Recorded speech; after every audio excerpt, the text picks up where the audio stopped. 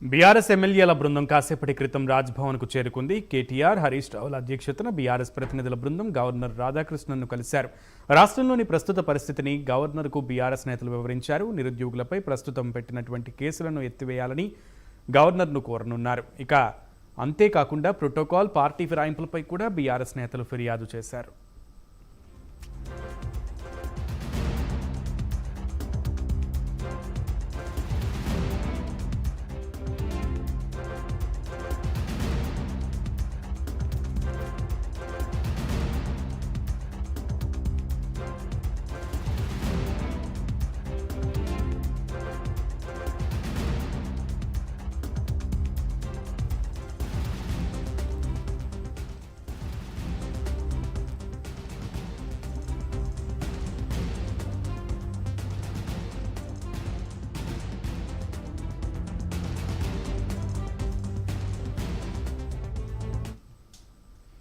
దీనికి సంబంధించి పూర్తి సమాచారం మా ప్రతినిధి చందుని అడిగి తెలుసుకుందాం. చందు, మొత్తానికి గవర్నర్ రాధాకృష్ణన్ను బీఆర్ఎస్ ఎమ్మెల్యేలు కలిసినటువంటి పరిస్థితి కనబడుతోంది. అయితే కేటీఆర్ అలాగే హరీష్ రావు అధ్యక్షతను వీరు కలిశారు.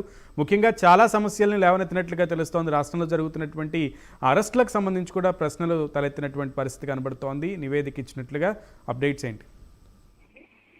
సునీల్, కొద్దిసేపటి క్రితమే గవర్నర్ రాధాకృష్ణతో బీఆర్ఎస్ ఎమ్మెల్యేల బృందం భేటీ అయింది. ముఖ్యంగా రాష్ట్రంలో ఎమ్మెల్యేలకు ప్రోటోకాల్ సమస్యతో పాటు ఆ ఎమ్మెల్యేల ఏదైతే పార్టీ ఫిరాయించిన ఎమ్మెల్యేలపై ఫిర్యాదు, అదేవిధంగా రాష్ట్రంలో శాంతి భద్రత సమస్యలపై కూడా ఈ రోజు గవర్నర్ కు ఫిర్యాదు చేశారు. ప్రధానంగా చూసినట్లయితే గత కొద్ది రోజులుగా ఏదైతే బీఆర్ఎస్ పార్టీ ఎమ్మెల్యేలకు సంబంధించి నియోజకవర్గాలకు వెళ్తున్నప్పటికీ కూడా అధికారులు ప్రోటోకాల్ ఇవ్వడం లేదు. ముఖ్యంగా బీఆర్ఎస్ పార్టీ ఎమ్మెల్యేలపై ఓడిపోయినటువంటి కాంగ్రెస్ పార్టీ వాళ్ళని అసలుపై పిలుస్తున్నారు. వాళ్ళతోనే కళ్యాణ లక్ష్మి లాంటి చెక్కులు పంపిణీ చేపిస్తున్నారు, పింఛన్ల పంపిణీ చేస్తున్నారు.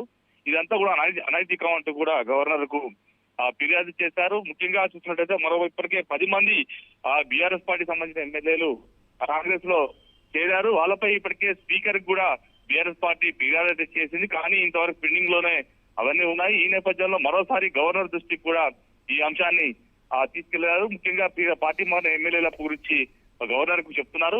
ఏదైనా ఖచ్చితంగా వీటిపై యాక్షన్ అయితే తీసుకోవాలని కూడా చెప్తున్నారు. మరోవైపు చూసినట్టయితే రాష్ట్రంలో శాంతి భద్రతల సమస్యపై కూడా గవర్నర్ కు చెప్తున్నారు. ఎందుకంటే రాష్ట్రంలో కాంగ్రెస్ ప్రభుత్వం అధికారంలోకి వచ్చిన తర్వాత శాంతి భద్రతలు అదుపు తప్పాయి. ముఖ్యంగా రాష్ట్రంలో అనేక హత్యలు, ఆత్మహత్యలు, చాలా సంఘటనలు కూడా జరుగుతున్నా కూడా ప్రభుత్వం పట్టించుకోవడం లేదు. ముఖ్యంగా పోలీసు వ్యవస్థ ఫెయిల్ అయింది అనే అంశాన్ని కూడా గవర్నర్ కి చెప్పే ప్రయత్నం అయితే ప్రస్తుతం చేస్తా ఉన్నారు. ముఖ్యంగా చూసినట్టయితే బీఆర్ఎస్ మొత్తం 3 దశలుగా కూడా పోరాటాన్ని అయితే కొనసాగిస్తా ఉంది. ముఖ్యంగా చూసినట్టయితే ప్రోటోకాల్ సంబంధించి కావచ్చు, అదేవిధంగా పార్టీ ఫిరాయింపుల అంశం కావచ్చు. ఈ రెండింటిపై కూడా ఇప్పటికే అటు ప్రజాక్షేత్రంలో ఫైట్ చేస్తున్నా, మరోవైపు ఇటు స్పీకర్ అదేవిధంగా గవర్నర్ వ్యవస్థ వద్ద కూడా ఈ అంశాన్ని అయితే తీసుకొని వచ్చింది.